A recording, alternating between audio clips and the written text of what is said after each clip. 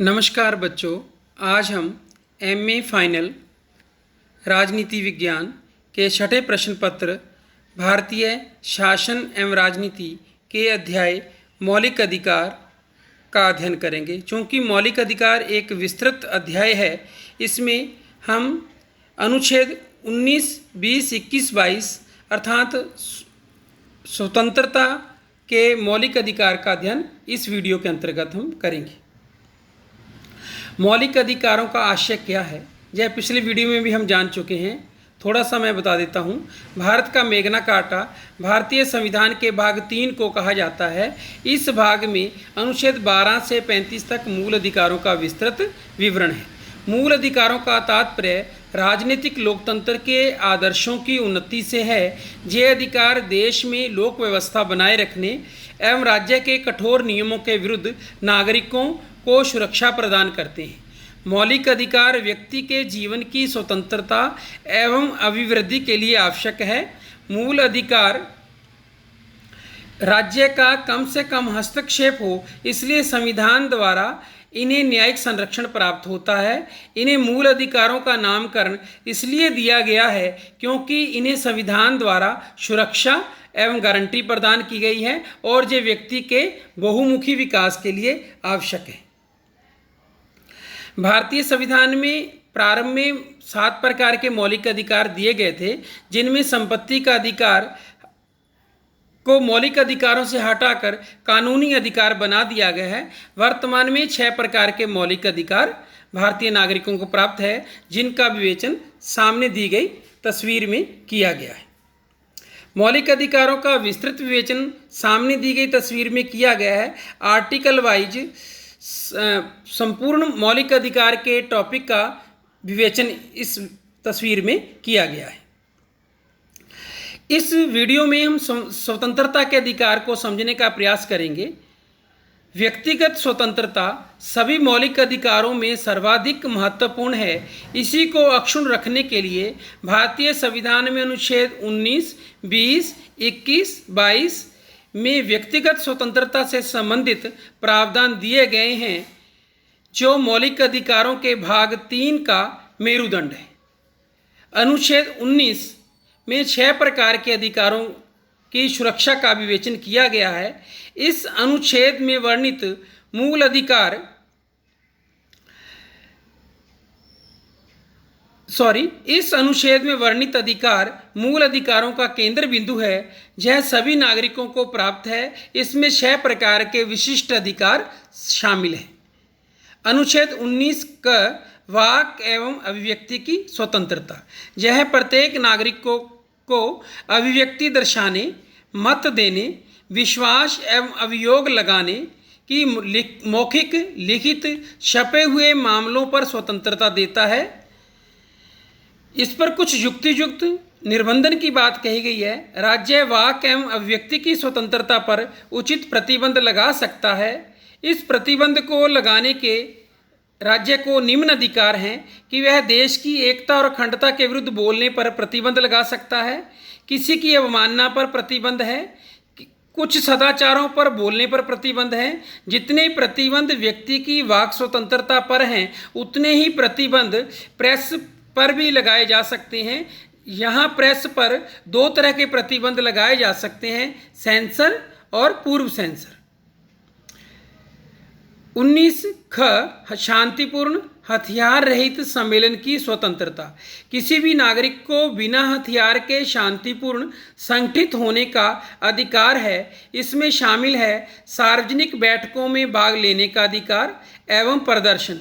इस स्वतंत्रता का उपयोग केवल सार्वजनिक भूमि पर बिना हथियार के किया जा सकता है।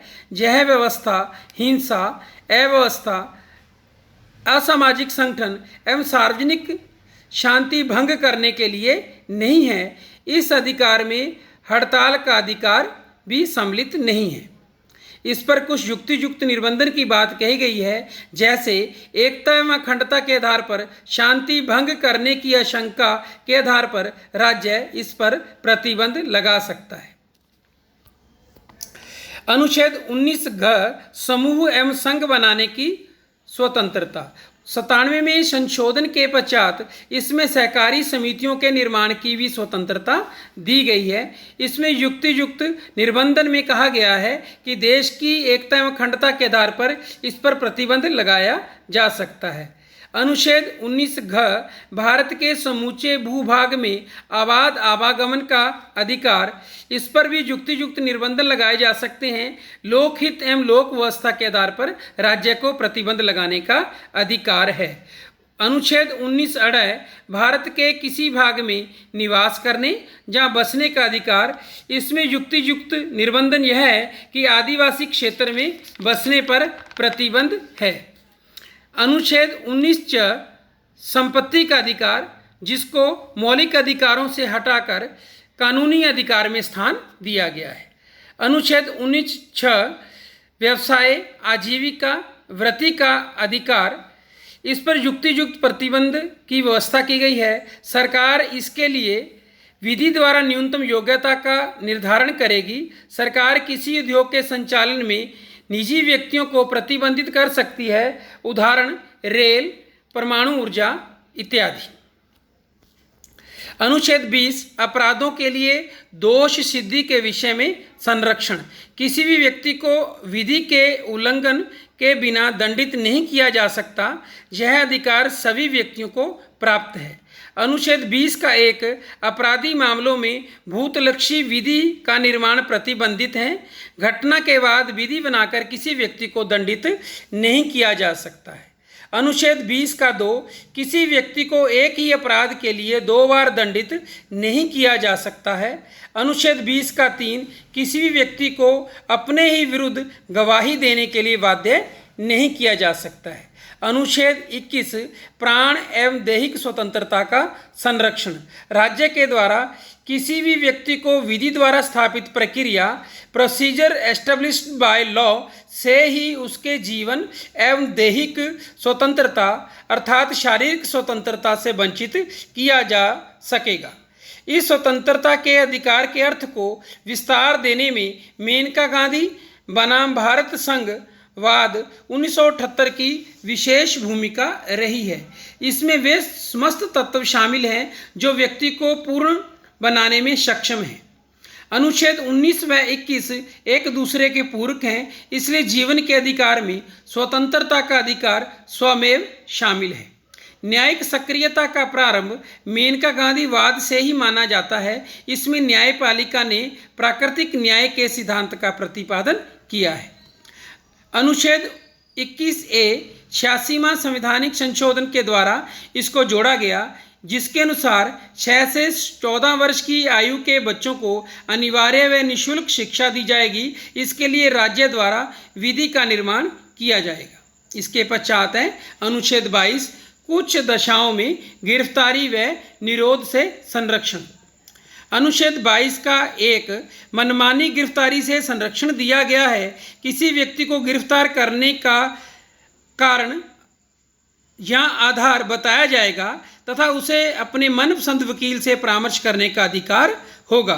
अनुच्छेद 22 का 2 किसी व्यक्ति को हिरासत में लेने के 24 घंटे की अवधि में न्यायालय के समक्ष प्रस्तुत करना होगा, जिसमें यात्रा का समय शामिल नहीं होगा।